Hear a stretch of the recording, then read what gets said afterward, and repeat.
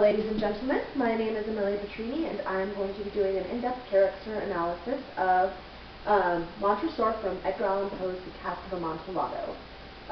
More specifically, his conscience and vengeance in the name of justice.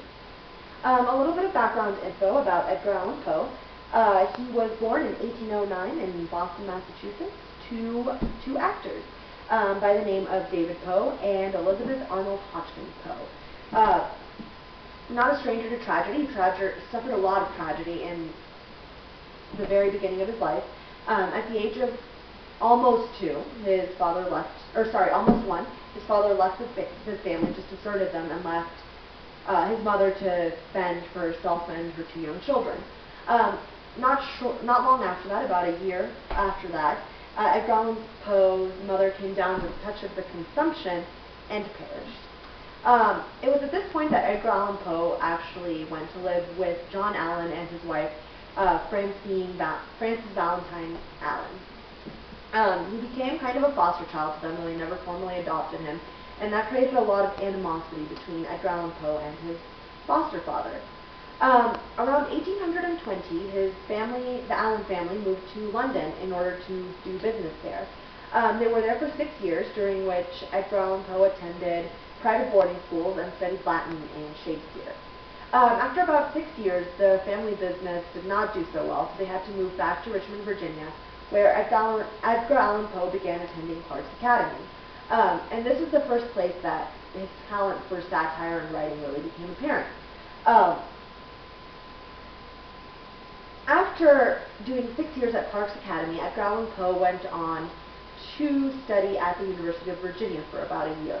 He was there for a year and really decided to take a liking to booze and, gambling, and got into a massive amount of debt. When he came back home that summer, John Allan was just like, "That's it, boy. You're done, buddy. Sorry, no more money for you, no more education." And it was at this point that Edgar Allan Poe joined the military and began to publish his first written work, around 1927. Edgar Allan Poe became known throughout his lifetime for writing very macabre, dark works of art, which is really how he viewed his works, was art, not just writing. He was especially well known for delving into the deeper aspects of the human mind. And therefore it is not a far stretch to say that Edgar Allan Poe's purpose in writing Montresor was to create a symbol, almost a metaphor of the horrors that man is capable of committing, and then rationalizing away as a just action. A very good example of this is human propensity for telling little white lies. Lying is still not a good thing, but we reason it away in our mind as, oh, it's okay because it's justified, so we don't hurt this person. Aside from creating in Montresor an analysis of humans' ability to rationalize misdeeds, Edgar Allan Poe was also creating, with the Cask of Amontillado, an in-depth analysis of the human conscience. On one end of this battle, I guess, we have Montresor, who is really a sociopath. He lacks a conscience, he's manipulative, he's, just not the kind of person you want to be around. He feels no remorse for anything. He kills his best friend because he apparently offended him. Fortunato, on the other hand, is representative of the human conscience. He's nice, he's trusting, he's forgiving. He's just a little foolish jester. He's not going to harm anybody. Which is very significant towards the end of the story, when we see Montresor kind of echoing his conscience and trying to really shut it down. And really that's what the death of Fortunato is about. Montresor is killing his own conscience so he doesn't have to feel remorse for the rest of his life about anything. Poe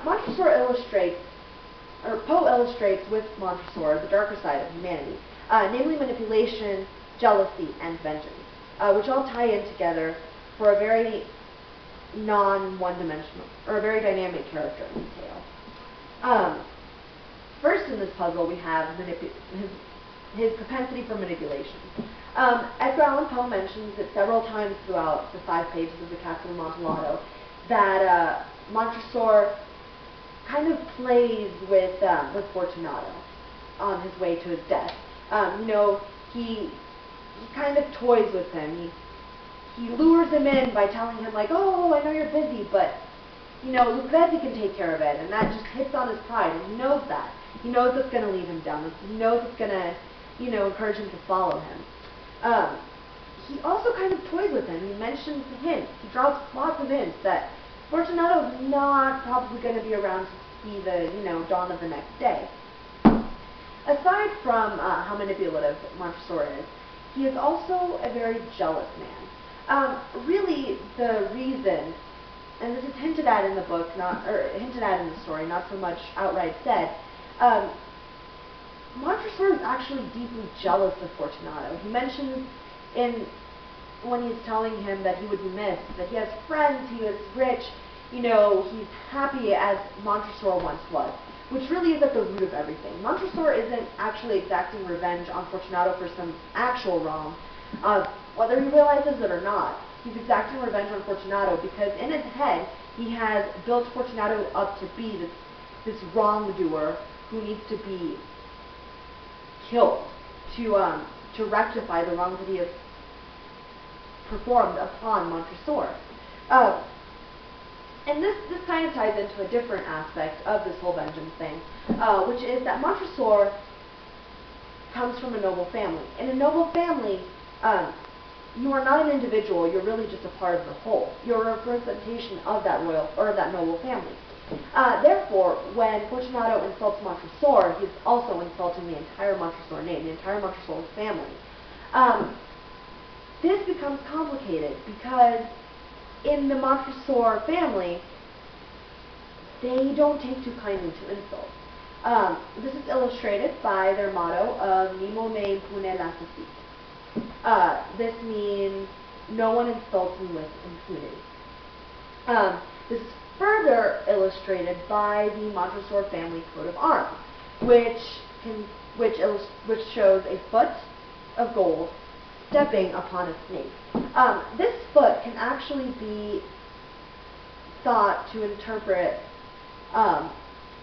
Fortunato, who is very carelessly, like a big goofy oaf, stepping all over the place without watching where he's going, or, you know, not watching what he says and inadvertently offending somebody like Montresor.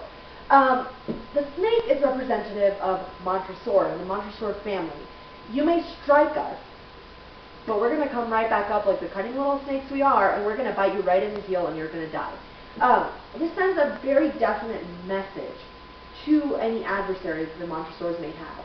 Don't step on me, because we'll strike back. And our bite is going to be much deadlier than any stomping that you can do on us. And this really further adds to the fact, or further adding to this, is the fact that really to Montresor at this point, this has not become a matter of revenge for revenge's sake. It's become a matter of restoring his family pride. He is not getting revenge, really. He's restoring his pride, is what it's really about. In conclusion, Edgar Allan Poe wrote this story, The Cask of Amontillado, not so much as a moral guide or as an illustration of what's right and wrong, because unlike his other works, there is no poetic justice from Montresor here. He kills his friend, 50 years later, he's kind of like, yeah, this happened, so don't feel really bad about it. Really what Poe is doing here, he is forcing his readers to examine themselves, to look into themselves and realize that could be you. The real terror in The Cask of Amontillado is not the murder or the way that Montresor's mind works, because really that's the way all our minds work. Each and every one of us can rationalize a misdeed and say it was in the name of justice, and suddenly it becomes okay and we don't think about it anymore, which is really the point that Edgar Allan Poe is trying to make. Thank you very much, and have a wonderful afternoon.